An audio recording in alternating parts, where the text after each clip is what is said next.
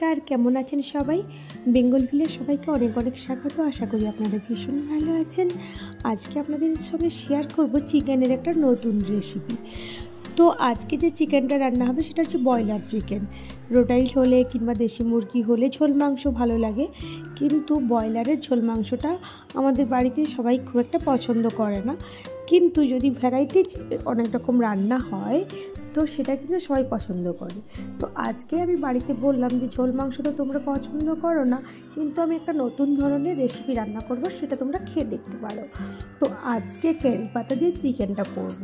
Actually কারি পাতা তো অনেক গুণ রয়েছে, কারি পাতা, পুদিনা পাতা ডক্টররা খেতেই বলেন যাদের ইউরিক বেশি, অ্যাসিড বেশি থাকে।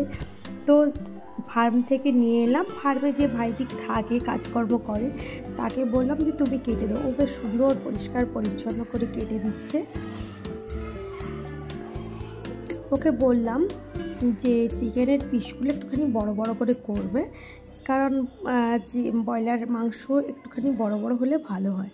তো নিয়ে এসে ম্যারিনেট করলাম, অন্য কিছু নয়, লবণ, হলুদ আর সর্ষের তেল আর একটুখানি পাতিলেবু দিয়ে ভালো করে দাবিয়ে দাবিয়ে মেখে নিলাম। দিয়ে বেশিক্ষণ রাখার দরকার নেই, প্রায় 10-15 মিনিট মতো রেখে দিলাম।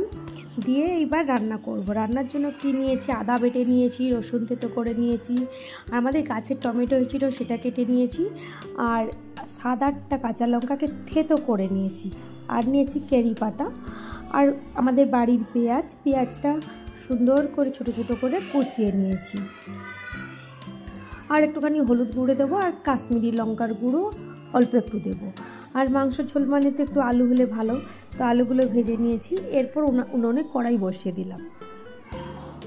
কড়াইয়ের মধ্যে তেল দিলাম, প্রায় 1.5 কিলো উপরে হবে মাংস পড়েছে, তো সেখানে 100 গ্রাম তেল দিলাম, কারণ তেলটা যত কম খাবো তত শরীরের পক্ষে ভালো। তো সাদা তেলেই রান্না করব। 100 গ্রাম মতো তেল দিলাম, আর চিকেনে প্রায় 10-15 গ্রাম মতো সরষের তেল অলরেডি মাখানো হয়ে আছে। আর তেলটা একটুখানি গরম হতে 2টো শুকনো লঙ্কা ফোড়ন দিয়ে দিলাম, আর গোটা জিরে ফোড়ন দেবো। অন্য মাংস রান্না করার সময় যেমন গরম মশলা ফোড়ন দিই, তেলটা যেহেতু গরম হয়ে গিয়েছে এখানে গোটা জিরে ফোড়ন দিয়ে দেবো।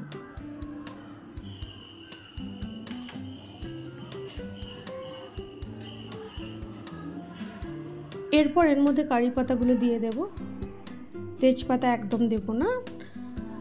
দিয়ে সবগুলো যখন হয়ে গেল তখন পেঁয়াজ দিয়ে দিলাম।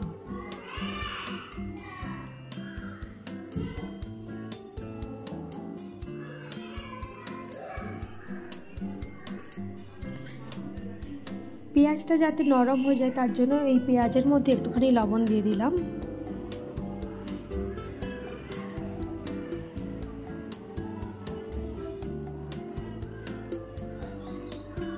পেঁয়াজ যখন একটু নরম নরম হয়ে গেল এর মধ্যে টমেটো দিয়ে দিলাম।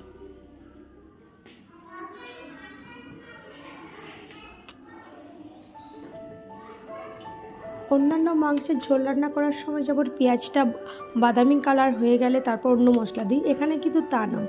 এখানে পেঁয়াজটা অমনি নরম নরম হয়ে গেলে একটুখানি নাড়াচাড়া করে এর মধ্যে দিয়ে দিলাম কাশ্মীরি লঙ্কার গুঁড়ো 1 টিস্পুন দিয়ে একটু নাড়াচাড়া করে নিলাম।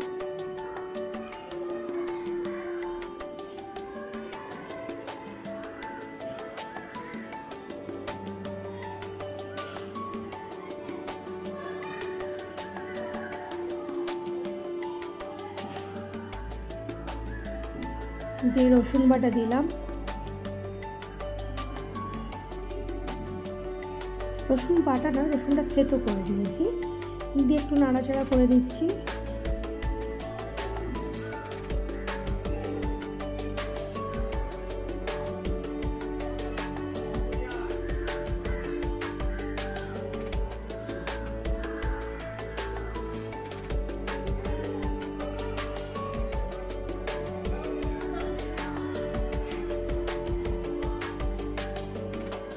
হলুদটা একটু দেরি করে দেবো, কারণ প্রথম থেকে যদি হলুদ দিই তাহলে মশলাটা নিচে ধরে ধরে যায়।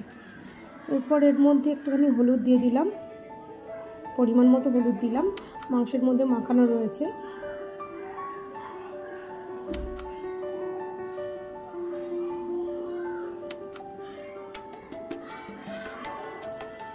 এরপর আদা বাটা দিয়ে দিলাম, কাঁচা লঙ্কা থেতো করা ছিল দিয়ে দিলাম,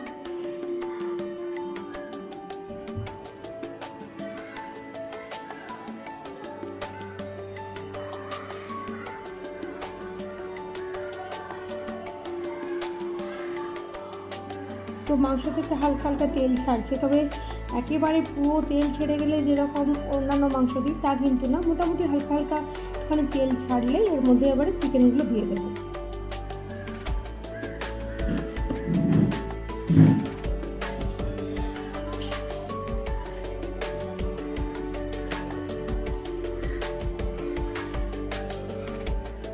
চিকেন দিয়ে দিয়েছি, চিকেন দিয়ে প্রায় আধা ঘন্টা নয় বেশি আরও, কারণ ব্রয়লার চিকেন একটু যতক্ষণ মানে বেশি কষা হবে ভালো, আর যেহেতু মশলাটা সেইভাবে পুরো তেল ছেড়ে যাচ্ছে সেই মুহূর্তে মাংস দিয়েছি তা না, চিকেনটা দিয়ে প্রায় 45 মিনিট মতো হালকা জ্বালনে নেড়ে নিয়েছি। চিকেন থেকে যেন হালকা তেল বেরোবে, হালকা হালকা, তখন আলু দিয়ে দিলাম।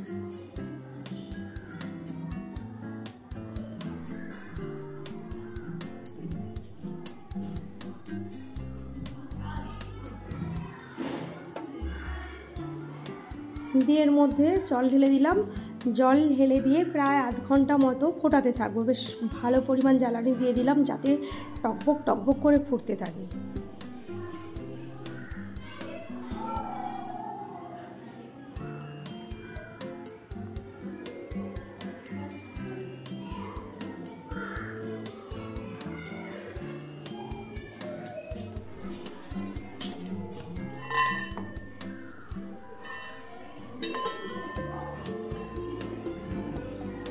এইভাবে বেশ কিছুক্ষণ ফোটাতে থাকবো, তখন আলু সুসিদ্ধ হয়ে যাবে, মাংসটা হয়ে যাবে প্রায় আধ ঘন্টা মতো।